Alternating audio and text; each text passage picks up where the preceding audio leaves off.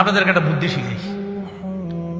বাজারে গেছে তো রাত অনেক হয়ে গেছে, প্রায় 1টা বেজে গেছে কথার কথা, বা কোনো জায়গায় মাহফিলে গেছেন 1টা বেজে গেছে। ঘটনাচক্রে আপনি এমন এলাকায় যাবেন মাহফিল থেকে, যে এলাকার থেকে বেশি মানুষ মাহফিলে আসে না, তো হঠাৎ দেখেন কি আপনি একা যাইতে হবে। 1.5 কিলো রাস্তা আছে এখনো আপনার বাড়ি পর্যন্ত, কোনো গাড়ি পাচ্ছেন না, অটো পাচ্ছেন না। এই মুহূর্তে কি করবেন বলেন তো? হাইটা যাবেন? বলেন পা ঝাড়ু দিয়ে, কি দিয়ে যেতে? পা ঝাড়ু দিয়ে যেতে হবে।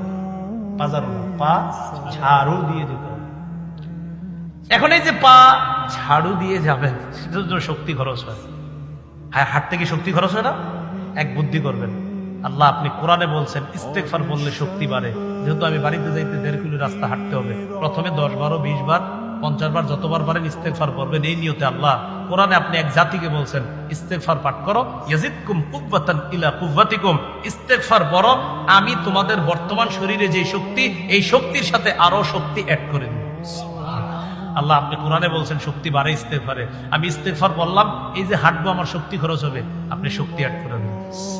ভাই কোরআনে বলছে ইস্তেগফার বললে শক্তি বাড়ে, তো কেন আমি আপনি বলবো না? মা বোনরা কাপড় ধুইতেছে, শক্তি খরচ হয়নি, বুদ্ধি দিয়ে দেন, এই শক্তি খরচ হবে। তুমি কি করবা? খাটের উপরে গিয়ে হয়তো কি করে মা বোনরা, যে ওহ ক্লান্ত হয়ে গেছি, এরা কি করে খাটের উপরে হয়তো আপনি যাওয়ার পরে রিমোটটা হাতে নিয়ে হয়তো কিছু করে, কথার কথা। তা আপনি বলবেন না রিমোট হাতে নিও নাই, শক্তি খরচ হয়েছে।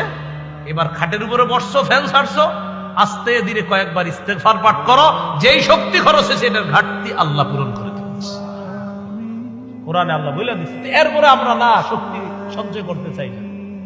তাহলে ইস্তেগফারে গুনাহ মাফ হয়, ইস্তেগফারে সম্পদ বাড়ে, ইস্তেগফারে রহমতের বৃষ্টি আসে, ইস্তেগফারে শক্তি বাড়ে, ইস্তেগফারে আল্লাহ বলেন ওয়া জাআলনাকুম জান্নাত, ও কৃষকরা তোমরা কোথায়? বাগান দরকার, উদ্যান দরকার, আমের বাগান করবা, ফলের বাগান করবা, ইস্তেগফার বড়। এক জাতিকে আল্লাহ ওয়াদা করছে, আমি তোমাদেরকে দুনিয়াতে ফল মূলের বাগান উদ্যান দেওয়ার ওয়াদা।